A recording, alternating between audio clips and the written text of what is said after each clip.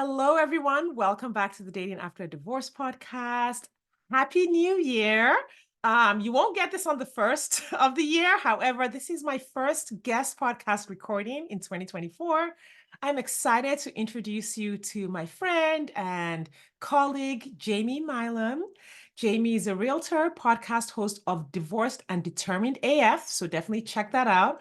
She's also the founder of the Peace of Mind Initiative. And they have a mission to empower women to embrace internal and external awareness, to make peacefully aligned decisions so they can live the life they desire and deserve. Welcome to the podcast, Jamie. It's a pleasure to have you. Thank you so much for having me. I just love what you're doing in this space. So I'm excited to be here today. Yes, thank you. I wanted to ask you to just tell the listeners a little bit about yourself and about the Peace of Mind Initiative, because I know you have some fun stuff going on over there. Yeah. So my bread and butter, I'm a realtor and I was working on an educational piece for my clients that need to sell their home in a divorce. I'm also a certified divorce specialist. And as a part of that research with women, I realized how much they were really needing and wanting a resource center that encompassed elements that are, around the legalities, the financials, the real estate stuff, the mental health, the lifestyle. I mean, dating after divorce, right? How a professional organizer can help them, all these different resources in one space with a vetted out professional directory as well. So the Peace of Mind Initiative is just that. It's a resource center with tons of handouts. It's ever growing. We're still adding to it on a regular basis. And as a part of that joint effort is the podcast Divorced and Determined AF. So I'm super excited. Anybody that's interested can head over to peaceofminddivorce.info, and it's a complete free resource center for them.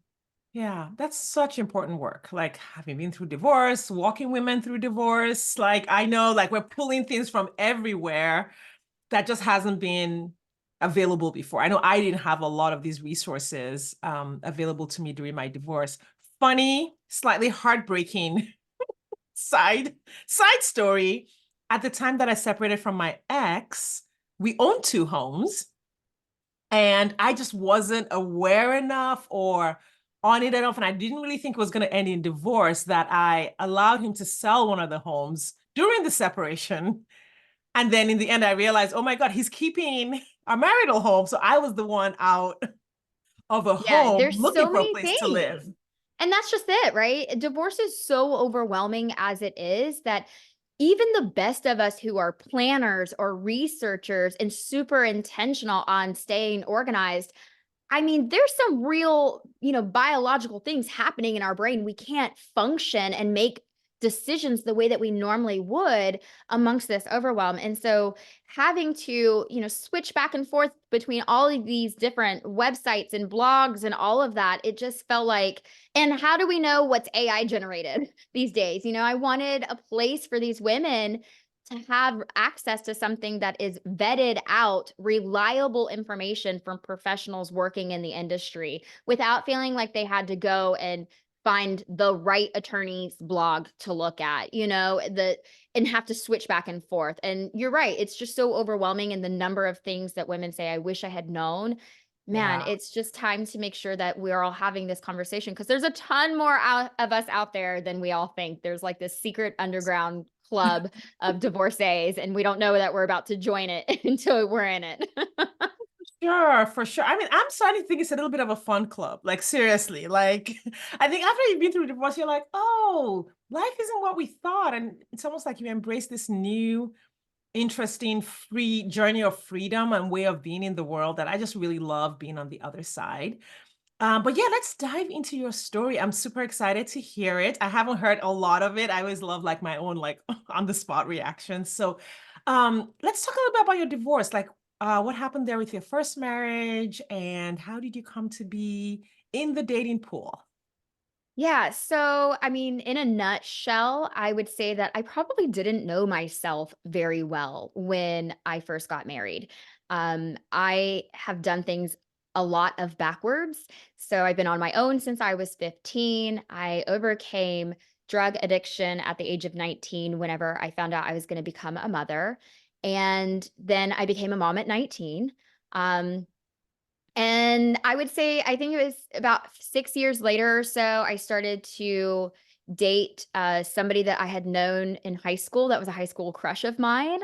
And at that point, I had undergone so many different abusive relationships.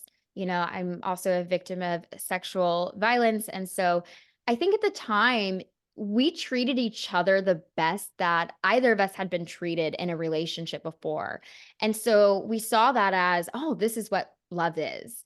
And, I think that from that point, we didn't ever really dig into what one another's deeper values were and have a real understanding and alignment.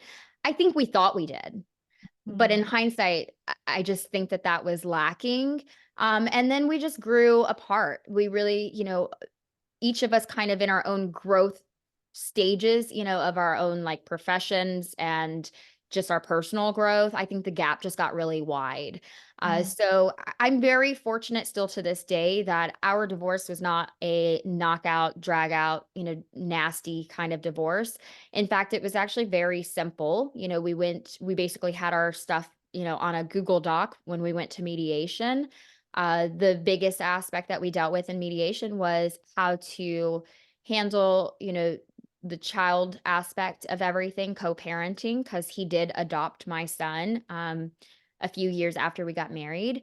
So, I'm glad that that was simple. Now, even the most simplest of divorces still have their issues that come up over time and things that you didn't recall, you weren't even thinking about including, right? Or you wish you kind of would have done different. Now you have this black and white agreement. And then of course emotions start to unpack and we each have different timelines for unpacking them. mm. Some of us do that through therapy and others don't. And Yeah. so it can come across, a bit dirty.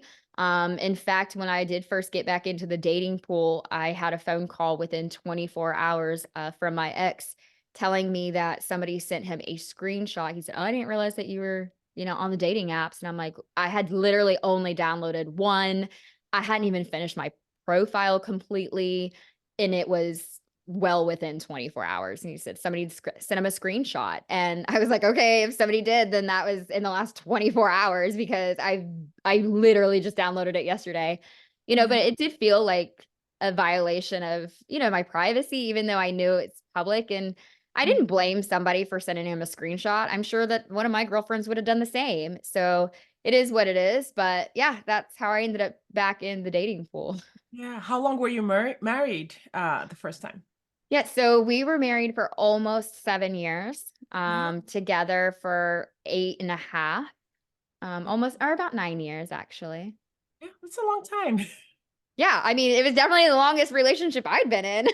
Right. And it's interesting that, you had said that it was the best relationship you'd been in up to that point, and how sometimes we can misjudge a relationship because it looks and feels so good compared to where we've been.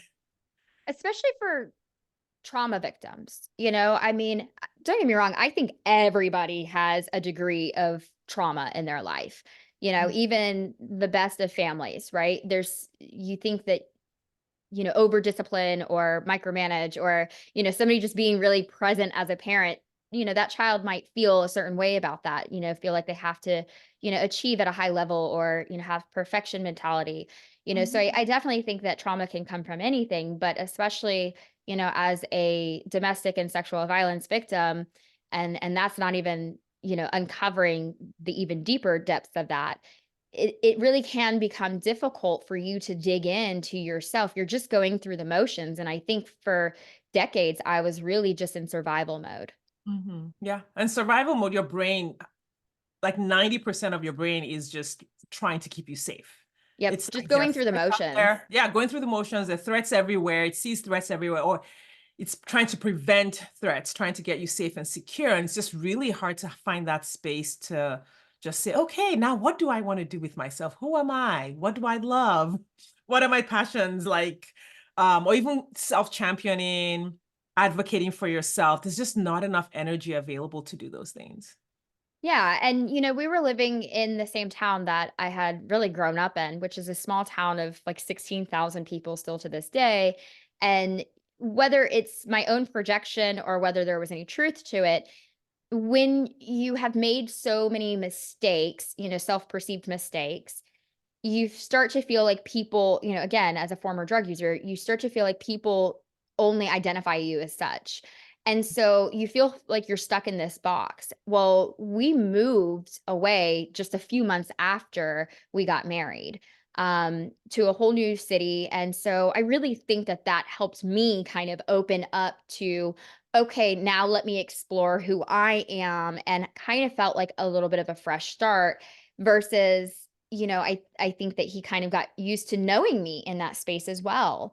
And so I think that there were many different layers to that, but yeah, taking the time and feeling stable and secure enough to explore those parts of yourself and feeling like you're worthy enough to do that. I've been a caregiver, full-time caregiver my entire adulthood. My son's getting ready to turn 18 in February and heading off to college in the fall, and I'm still a little bit like, what am I going to do with that piece of me?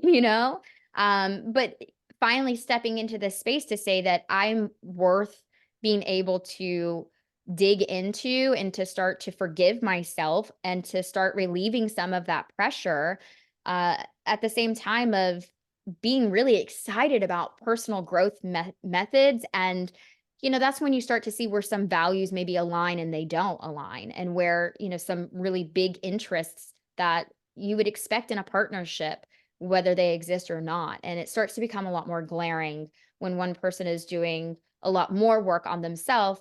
And again, I think it's because I needed to do that work. He may have known himself the entire time, and I can't speak to that. Yeah, yeah. Um, so after the divorce, were you excited to date? Were you like, never again? Yeah, it's fascinating because I was definitely that person who was like, I think I could live the rest of my life without a man. And then, there would be a couple times that I was like, or maybe I'll have a few of them and I'll just rotate through them.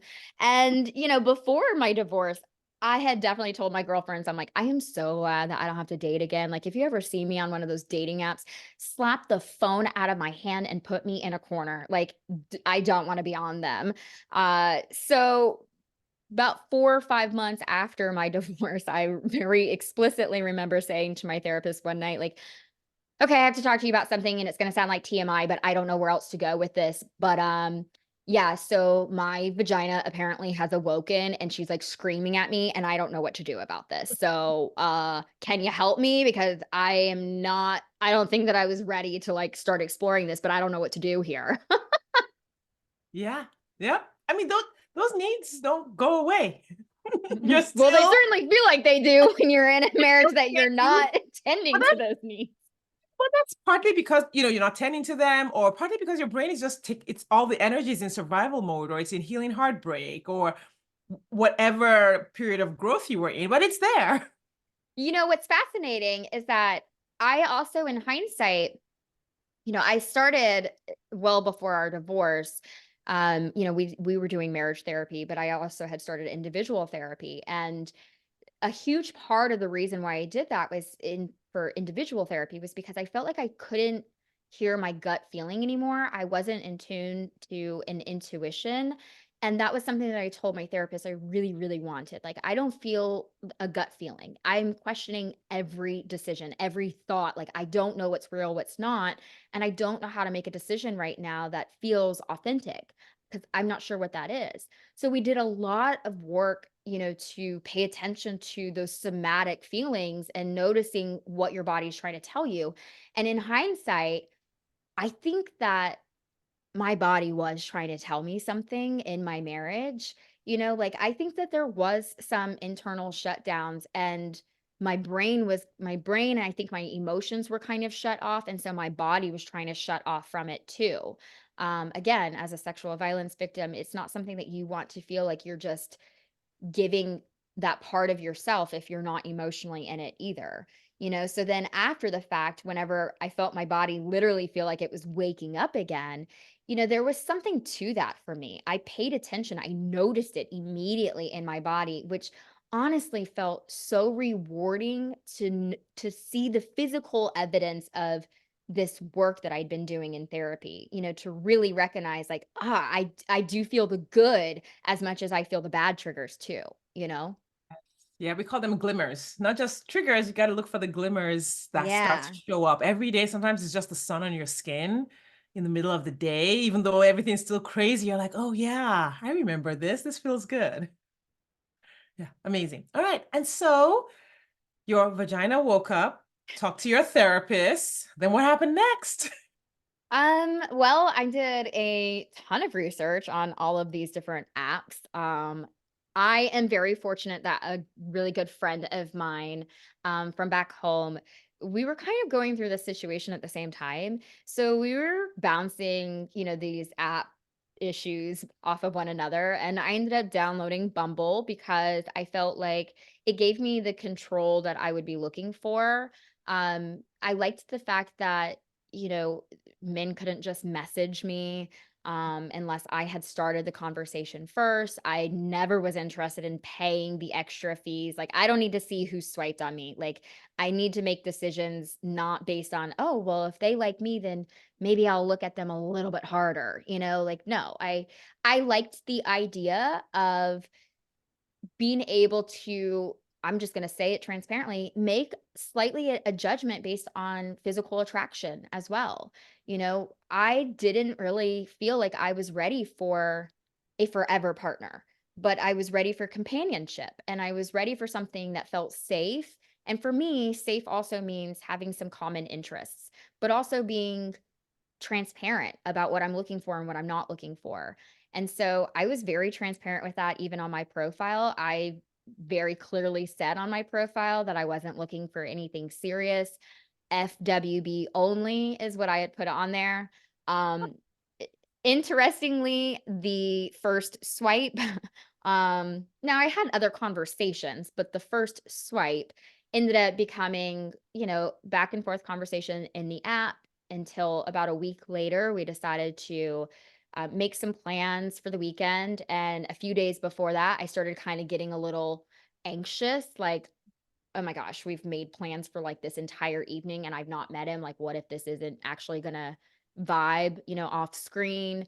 And so I went out on a limb and like last minute, I was like, I know this is super last minute, but would you be interested in meeting up for a quick meet and greet this evening? Mhm. I have, about an hour and a half max, and then I have other plans, which really my other plans was just to get home to my kid like normal, but it gave me an out so that way if I could cancel, I could. And he admitted to me that evening that he had to Google what FWB was. I was like, "Well, I'm assuming that since you Googled it, like, you're okay with it then?" He's like, "No, yeah, I get where you're coming from." And obviously that was 2 years ago, Yeah. surprisingly. And we've had multiple conversations about, like, where I still stand to this day. Mhm. Um and I thought that that was important, is just to be upfront. I mean, some of the other conversations in the apps, they were just dull or just felt ick. This one felt Mhm. easy and natural, and it didn't feel like I had to put in a ton of effort or try really hard for us to be able to keep conversation flowing. Yeah. How long were you on the app before you met him? I mean, I probably swiped on him, like, the day after the conversation with my ex. So it had to been like day 2 because I hadn't even completed my profile the next day whenever I was having that conversation with my ex, and I certainly wasn't completing it afterwards because I was just emotionally drained from the conversation. Um, but, we took our conversation in the app, I would say, kind of slow at first, Mhm. and I somewhat required a little bit more, uh, just shy of, "Hey, hold up a newspaper with today's date next to your face," kind of thing, So you did a you lot of know? qualifying. You were like, Oh, I did a lot of, like, stalking on the internet to try to find, like, are you who you say you are? 'Cause mhm. that was Yeah. a huge, like, concern for me. Yeah. I love your approach to it, not necessarily because, I think a lot of the listeners are on the other side where they're like, I don't want any friends with benefits. I don't want that. But what I'm always trying to communicate, which I don't know how well I communicated on the podcast, but certainly with my clients when I have a lot more time to dig into a topic, I was like, just because you want one thing or you look at the world one way doesn't mean everyone else is looking at the world exactly the same way. And I say that because often women will go on the app and they want something. And if a man shows up who isn't that, say a man shows up and he's more introverted, but they wanted someone who was social, or the man wants friends with benefits and they don't, they think somehow that that's wrong. And it's like a personal attack on Yeah, I them. think it's all about setting expectations, right? Like we have reduced frustrations in that sense, but also I think it's honoring these parts of myself that I knew going into it. Like, you know, first of all, men do it all the time. So what Men can do, a but not all men. That's the not that all was the men. No, point. no, no, no. Yeah, that was the point. The point is like some women want friends with benefits and some women don't. Some men want friends with benefits and some men don't. And some men want casual dating, while some men are looking for marriage and some men are looking for domestic Yeah. partnership. Like humans are like so diverse and Yes. there's And like so much um like the way I like to say is that every person is a universe unto themselves. And there's no way to know what a person really wants or to assume what a person should want or would want. that's exactly right. And I didn't want anybody assuming, right? And again, knowing where I was at in my life, my son getting ready to head off to college, I knew that I didn't want to create a new long-term forever partnership, especially before my son heads off to college. I mean, I was so intentional about that. Some people think we're crazy, but it's in our divorce agreement that we can't remarry until he graduates high school. Like we can't cohabitate with somebody else until we're married. Well, you can't do that until you can't get married till he's in high school, out of high school. We can't have overnights with another partner while we have him. And some people think that's crazy, but he was 15 when we separated. So we knew that we just had a few more years to go. But to me, that was also an accountability measure because he and I both were habitual relationship people. And I knew that I really wanted to take this time to reconnect with myself, get to know me, heal me so that I could show up a better version for myself, for my son, and for whoever else would be entering into my life.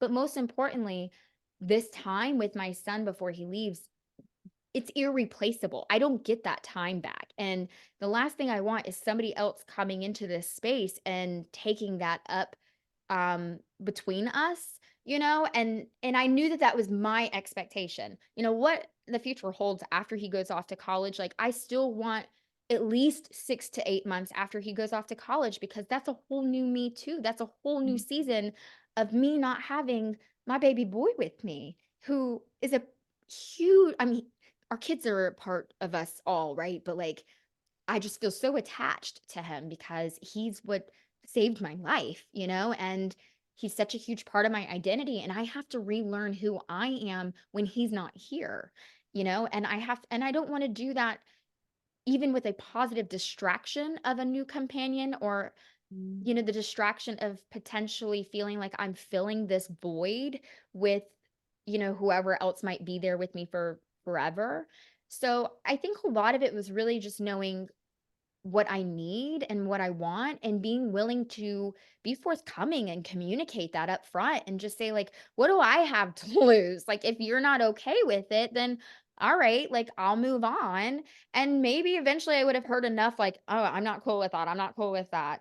Um, ladies, most men might be okay with it, at least in the beginning. And you know what? Our conversations have changed over 2 years, Mm, and they're allowed to change. I don't have to always want to just stick with FWB. If I want to change the conversation, I'm allowed to honor that with communication as well. And right. same for him, if that changes for him too. So is that what you are now? I know you had used the word situationship when we were kind of prepping. So are you currently like how initially you started friends with benefits? How did that morph into, I know you did say that the relationship is exclusive and you don't use labels, but I am going to ask you enough questions to maybe label it. So how did the relationship progress? So from that first weekend away to where you are now, what's been the evolution? Well, it's always nice for me because he would travel back overseas. He moved to the US for work, and so he was gone every few months for a month at a time. So it really worked well for me. I know that for a lot of women that might not work. Um, and so over time, I think once he made the decision that he was going to be staying in the US, and looking to transition his visa into a green card, it started to broach that conversation. I think, he was potentially going to be exploring some other options. And, I felt this thing inside of me that was like, oh, I don't know if I actually want that. Like, I don't know if I'm okay with you exploring other options. Like, I don't know how to explain it other than it was the feeling that came about, and I had to honor that feeling and communicate that. And we had the conversation about not exploring other options, outside of this. And so we both were in agreement with that. Now, I'm just going to be transparent and honest with you that I'm struggling with it in Mm. terms of not like, loyalty and exclusivity aspect of like struggling to maintain that like trust factor, right? But I am struggling with what was fitting for me so well under a different category. It now, this exclusive aspect does make me highlight some of the things that I already kind of felt like wasn't going to be long-term alignment for me, but it Mhm. didn't matter because it fit the box that I needed it to fit at the time. It's kind of highlighting some of those things now in a little bit stronger of a light, and it is a little frustrating for me because I know none of those things have changed. I didn't expect for them to change. I wasn't like sitting around hoping and waiting for them to change. It was, I accepted those parts of him and those things about him because that I wasn't looking for a long-term forever partner, and I didn't need him to meet those particular needs. Um and so I do struggle with it a little bit right now, but at the end of the day, what I've learned the most through this relationship is the absolute importance around communication. Because if I'm not communicating with him how I'm feeling, then I start to feel more resentful inside of myself. And it's not really resentment against him, it's resentment about the fact that I'm not honoring something that I recognize about myself. And yes, it is because I don't want to hurt anybody's feelings. I don't want to risk losing something that I do enjoy and the dynamic that I enjoy it in. So it's definitely fear based, but I recognize that there is a healthy way to communicate things. And, he and we've had some really good practice about communication in this dynamic, and some that we've just been like, whoa, like what a great example of exactly why we need to communicate what's going on, or else we create a Mhm. new default like narrative in our head and we make up more stories about something. Oh, So I think that's the 100%. biggest piece is just communicating, these needs. Oh yeah, 100%. And that's work that, I mean, I'm married now, been married 5 years, been with my husband 6, and that work of communication is just ongoing. That work of knowing yourself, which is literally what I teach in my dating programs. Like you've got to know yourself really well in areas that you may not have thought you needed to know. And then you have to really develop the emotional resilience and the courage to authentically put that out there, whether it's putting it out there on your profile or putting it out there when you're talking to a partner or when you're asking for what you want, which asking for what you want is appropriate in different ways at different stages of the relationship. Um, but that part of knowing yourself and then being willing to honor yourself, to put yourself first, to center yourself in that journey. Like Yeah. that's core. And I'm married now, and it's still the same thing. I still have to know myself well enough and what I want and what works for me and what doesn't work for me, and practice expressing that to my husband in a way that is appropriate.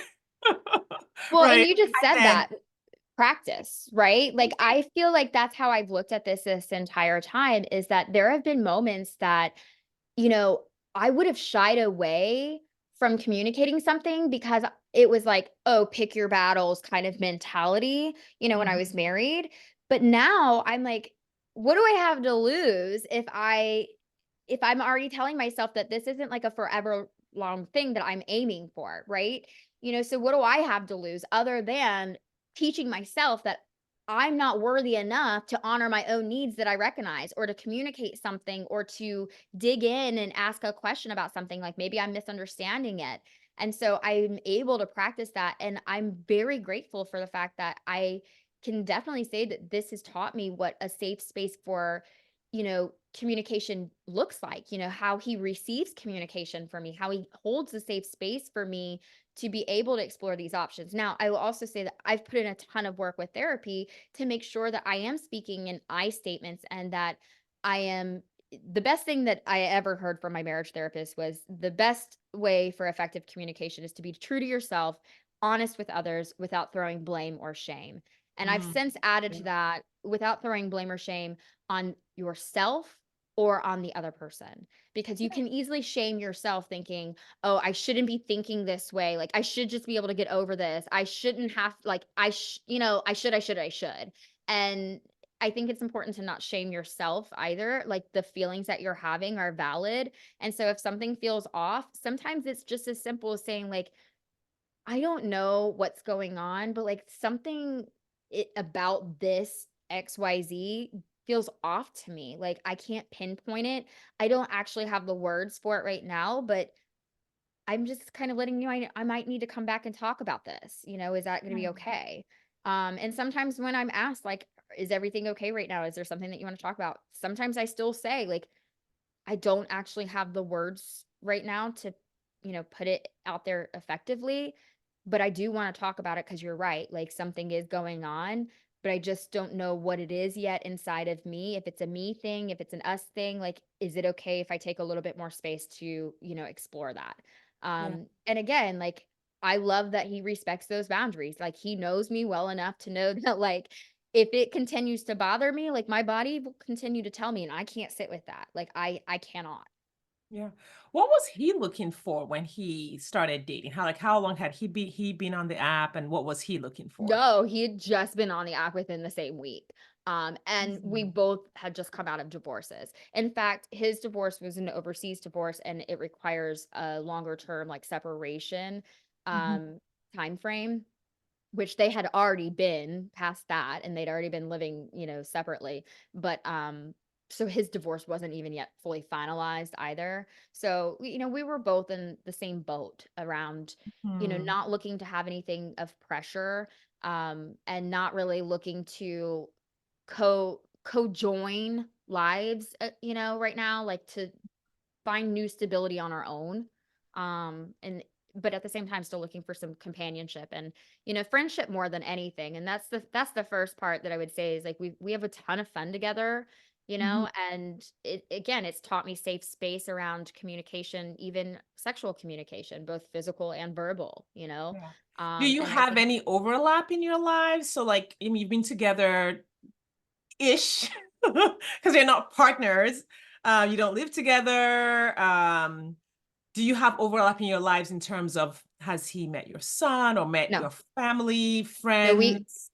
so we have a legal agreement. He cannot meet my son until, like, we have certain stipulations in our divorce agreement. Okay. And then on top of that, there's been I mean, at this point, we technically meet those criteria. The only thing outstanding would be I would just have to inform my ex of my intention to introduce. And I've come close. Um, my son knows about him. He knows about my son, right? Mhm. But I've come close, but honestly, I'm not in the place that I want to, Mm. I mean, I really, really want my son to know how much he's the priority for my life right now, Mhm. and I know that divorce can be tough on teenagers, especially as they're aiming, to find their own identity. Um, and again, that's just part of how I've communicated, with this person, is that this is what is most important to me. And, overnights can happen on the weekends that I don't have my son at home, Um, Did you do otherwise, any double dates with other yeah, people? we've gone out with friends. Like, he's met some of my friends. Like, we've, gone to galas together. So, I mean, we've been out. I mean, am I, like, public on social media about it? No, but that's my private life. I don't need to be. Oh yeah, no, social media is not just and Yeah. I think of it just in terms of you know integrating, especially because you've been together, I guess it sounds like longer than what you anticipated. Definitely. 2 I years mean, is a long definitely. time. So I just wondered if there were times when you've met, some of his friends, if there's like, because a lot of that is being able to see, like, and I know you said he's most likely not the person you would be with forever, right? Yeah, I mean, at this point, the things that and again, I'm still learning what is important to me in a long-term partner, Mhm, right? There are elements to my personality that I think that I appreciate and that would be something that I would rather have in terms of like equal type partnership. Um, and I'm not saying that he's not capable of them. And some of these things are things that I have not yet communicated. And I know that I need to, but at the same time, I've waited and so that I could weigh out like, is it appropriate yet to communicate that if based on the parameters of our dynamic? yeah, I mean, again, there's no reason to potentially accidentally shame or blame somebody when the expectations aren't even well, we're not looking at this as a long term. So why is that a bothersome thing? right, And that doesn't mean that as things become more settled and my life even changes, after my son heads off to college, like our seasons are going to change. mhm, And so I think I'm just being a little bit open to that rather than boxing myself into some of those things as I'm also learning to appreciate qualities that other people have that, aren't my qualities mm, and how that might be a little bit of a balance, but also most importantly, just paying attention to what is my body telling me. And the thing that I know absolutely the most, and I'm happy to share a fast little story about that just perfectly articulates and illustrates how communication can happen.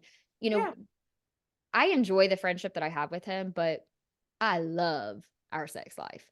I mean, it is hands down the best sex life I've had it ever. And a lot of that is there's so much safety and security and just trust in that space. mhm, And we had made plans for one weekend to go to a local sporting game. And as we were making the plans, I said, "Okay, well, I'm gonna come over on Saturday and, we're gonna do XYZ, like sexual acts, and then we can go grab some food and then we can head to the game." And so when I got there that day and he was like, "So, like, what do you wanna do? Like, when do you wanna go?" And I'm like, What do you mean? What do I wanna do? Like, I told you the other day exactly what I mhm, wanted to do. I told you the full plan. Like, don't you wanna bang? Like, let's do that before we go." And so then we we head on afterwards and we go to have some food before the game. And we're sitting in this restaurant and sitting across from me. And he says to me, "See, Jamie, like we can have a good time without taking our clothes off." And I looked at him and I was like, "What? What do you mean?" I'm like, "Well, yeah, but, like, also we have a really great time with our clothes off." I'm like, "Take a look around this place." I'm like, "Seriously, like, look to your left, look to your right, like, of all the people in here, like, we probably have the best sex life of anybody in here." I'm like, "And don't we owe that to ourselves? I mean, we both just came out of marriages and we haven't had a great sex life." Like, I'm, like, going off on this, like, whole, mhm. like, "What are you talking about?" He's looking at me like I've got 4 heads, and he's like, Yeah, okay." And I'm like, "Jamie," in my head, "You're in a restaurant, like, take it down a level, like, let this go, whatever." So I do, we move on, we go on to the game, whatever, but it was sitting with me. I mean, it was really sitting with me. I took it to my therapist, like, 4 days later, I'm in therapy, I'm having conversation with it, and as I'm having conversation digging into this, I realized that this part of me felt concerned that he would think that this comment that he made was portraying to me that maybe he felt like I was only in it for our sex life rather than appreciated other elements of the dynamic that we have, the common interests, the things that we go and have fun, the conversations that we have. I was concerned that maybe he felt a little objectified, which obviously was holding up a mirror to some of my own traumas from my own past experiences as well. And Yeah, so at the end of the day, I really didn't want him to feel that way, even if and at the time, our dynamic was not yet in the exclusive space. So we had not yet had that conversation. And so even if we were still kind of like in a friends with benefits dynamic, I still didn't want him to feel that way. I didn't want to be the cause of somebody feeling that way. And Mm. so a few days later when I'm seeing him again, so now a week has gone by, and I said to him, I'm like, "Hey, listen, can we talk about something before like we move on?" I'm like, "I just feel like I need to get this off my chest because it's something that I've been thinking about all week." And he was like, "Yeah, what's going on?" And I said, "Well, when we were in the restaurant last weekend, you know, first of all, I want to say I really value, you know, the conversations that we have. I have a good time with you. I love how we love music and we talk about that. Like I have a lot of fun with you, and I hope that you know that. Like I like more than just sex with you, even if, we don't have like a lot of pressure and we're not defining what this is." And I said, "But last weekend when we were at the restaurant and you said, we could have a good time without taking our clothes off, like I really didn't want you to feel objectified." And he was like, "Jamie, Jamie, Jamie, I'm going to stop you right there." He was like, "That was the song that was playing overhead." I was like, "What? What are you talking about? What song?" And he was like, "You've not heard that song before?" And I'm like, "I have no idea what you're talking about." So he like pulls up on YouTube the song and I was like, "Oh my gosh, I cannot believe this." Like my jaw was on the floor and he's like, "This has been bothering you all week?" I was like, "I went to my therapist with this." And he was like, "Are you kidding?" I'm like, "No." He goes, "I thought you were reacting so strange that day in response to my comment." And I'm like, "If you thought that, why didn't you bring it up?" He's like, "You know what? Like in hindsight, I really should have. It would have saved Mm. you from having this turmoil all week long about it." And, for both of us, it was just this really eye-opening moment around, if I hadn't have brought this up, Sade, like, I can't tell you, I can already imagine in my head going forward how many other little things in conversation or maybe body language things that Yeah. could have kept occurring that would have fed that one little thought in my brain that that's what he thought and that he maybe was putting up a block or something. You know what I mean? I could have just carried that narrative along and would have found evidence to meet that narrative if I didn't ever just approach it right off the bat. And then we also, he noticed too that like, oh, if she's reacting a little out of character or maybe not based off of something that I intended to be a joke, why didn't I dive into it either? And so we both really realized like how quickly perspective, you know, can really paint the picture of what each of us are experiencing. I mean, our perspective is our reality, right?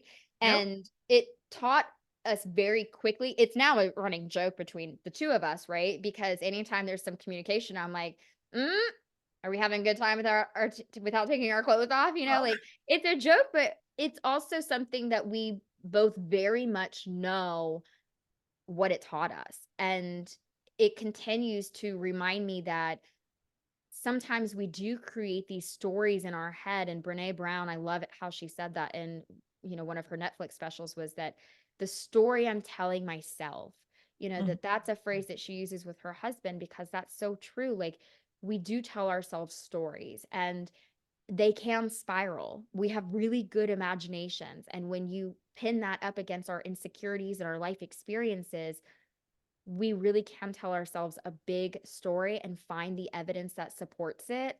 And it can give us fear to not bring up the conversation. And having the courage to step into those conversations, to me, has proven to be valuable because there is no lose situation out of it. Because at the end of the day, I'm just honoring something that I'm feeling on the inside. And I need to do that. And it's what I encourage, for him to do as well. I'm like, I'm a big girl. I can handle the conversation. Like my reaction is my responsibility. But if you're feeling something off too, like bring that to the table and let me know. Yeah, yeah, 100%. When I'm coaching my clients, I call it the frames of reference. Even if you're using the same words, Yes. you could both have a different picture in your head. I heard someone say, well, if I say the word shoe, you have one picture in your head. You have a particular pair of shoes that you're thinking about, different from the particular pair of shoes that I'm thinking about, even though we both use the word shoe. And that's where, like you said, communication comes in. Like you have to in a sense, over communicate about simple things. And of course, we don't want to do that in every relationship. Like we use words that hold a lot of meaning so that we can move quickly through the world, through the checkout counter, through the at work. But when it comes to your intimate relationships with your children, with the person or people that you love, it's worth it to take that time Mhm. to spell it out. Like, and be curious. What do you mean by this? Like, if Yeah. we say, um, we're going out to dinner, like my husband and I have two very different ideas of what going out to dinner means. And so that like he'll go to Taco Bell for dinner. And I'm like, I won't eat anything that the chef did not personally have a hand in putting on the plate. And so I will we've learned to take the time to spell things out. And that's even in a relationship where we've been together years and we know each other. How much more like when you are early on in the dating journey, while you don't want to over communicate, then it's almost like leaving space for ambiguity. Like, okay, if you just swiped on someone, don't make any assumptions.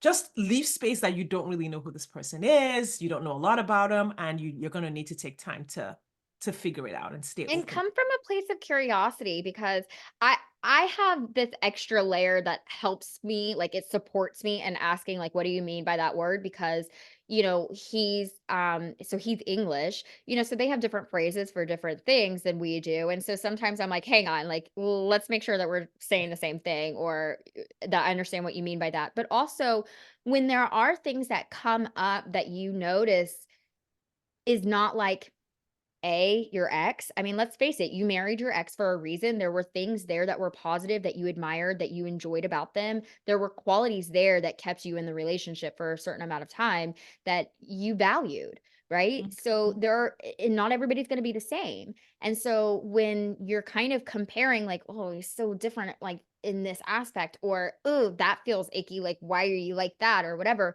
Instead of being like that, I dig into that, so that I can come in from a place of understanding, like, and I do it not like grilling, like an interview style, but like, oh, I'm really curious, like, did somebody like take care of these things for you, growing up, or what was it like with your, growing up as a teenager, like, how did your mom handle some of this stuff, or like your parents, like what did you witness, like I try to dig in so that I have a better understanding because it gives me more patience and empathy to be able to practice these skills of recognizing, what is a good fit, but also learning to be flexible and really learning that I'm still learning myself, like I'm still learning what is most important to me. And I don't know all of the answers to that yet. And I don't know all of the answers as to how I can continue to show up. And I may personally want to live the rest of my life not sharing a house again with somebody else because I've learned that I'm about to experience my first time ever truly living by myself when my son goes off to college, like Mm.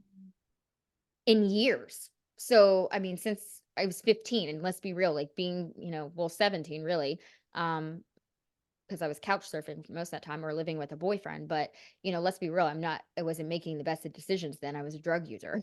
So, living on my own, that's going to be a really great time frame for me to learn who I am and how comfortable am I being truly by myself and not attaching myself to somebody for the wrong reasons. And that's what I'm really excited about that. And I want that time and I deserve that time. I need that in order to Yeah. feel like I am more secure in whatever the next dynamic is. Yeah. And that work, it's the same work even if you are in a It's right. marriage. It's so You true. really don't want, and I think there's this association of freedom and emotional freedom and life freedom attributed to being single, and almost like we all agreed to lose it when you're married. No, the Yeah, idea no, I is to think I'm just develop it so that you can have a relationship that nurtures it and you continue to experience that freedom with someone versus yeah, losing. and I think that anybody who's looking, to be in their next forever partnership, I mean, don't get me wrong, the idea of that is a beautiful thing. And when you're in that, it's a beautiful thing when you found that. I think that the chances of that being much longer lasting works higher for people who have done this work, and I'm still in the thick of that work. And honestly, I feel like I probably have years of Mm. catching up to do on that because I so much have associated my identity, with negative type of things up until, the more recent, like, 8, 9 years of my life. And so, I'm still healing a lot of those parts. And until I don't think that anybody's ever fully healed, right? But I also feel like I recognize enough in myself that I'm also not at a place yet that I'm able to be able to give myself 100%, in a relationship and cohabitate. Like, I just know those things about myself well enough to say, like, that's not where I'm at. And I'm okay with that. I'm still in this healing process. And I'm still making sure that I know how to communicate my boundaries and to communicate like what my needs are so that I don't lose my identity again the next relationship that I'm in. And that can happen when you're dating, it can happen when you're married, it can happen when you're single, it can happen when you're a parent. It can happen at any stage in your life. It's just that you have to learn to love yourself first and want to see more of her and give her the things that fill up all of your buckets. And one single person can't fill up every single bucket in your life. I mean, and it's not fair to put that responsibility on somebody else. Mm. But you do follow you, boo boo. So, I mean, no, I can't get rid of the shadow, so I need to be really happy and comfortable with her first and foremost. Yeah, amazing. Jamie, this has been such an awesome conversation. I really appreciate you like just sharing just how I love your self-awareness and just your, ability to just share that and share like the processes that you have behind the decisions that you're making and the journey that you're on is like priceless. So thank you for coming on and sharing. Yeah, thanks for giving me a safe space to share it. I Oh, feel like we all need to learn from each other's experiences and recognize that it's not that there's a right or wrong way. It's about what's the right way for us, where we're at in this season. And it does take awareness to be able to figure out making aligned action and finding that alignment to be able to live peacefully with the decisions that you're making. yeah, amazing. So please tell the listeners, anyone who wants to connect with you, how they can find you, whether on your social media or your website, and what they should reach out to you for. Yeah. So, biggest thing, jamiemilam.com is my personal website. I've got some free journals on there. I'm all about awareness and alignment over in that space. The Divorced and Determined AF podcast, of course. So, anywhere that you're listening to this episode, you can find Divorced and Determined AF on that platform. And then again, my biggest thing is for resources for women going through divorce. Again, before, during, and beyond. Share it with your girlfriends. When everybody comes to you and says, what do I need to do? What do I need to think of? Who do I need to go to? That's what this resource center is for, because no single divorce is the same as somebody else's. No matter how much they might have similar aspects, they're never going to be the same. And so let's help our friends and sisters out by giving them a space to go to. So that's peaceofminddivorce.info. It's a free resource center. It's a one-time opt-in, and you'll have access to the full growing library and the professional directory. Awesome. And all of these links will be in the show notes. Here. So if you listen to this podcast on any of your devices, just click through to the show notes and you will see all of Jamie's links. Jamie, thank you for being here with us today. And listeners, we appreciate your time and attention, and we'll see you next time.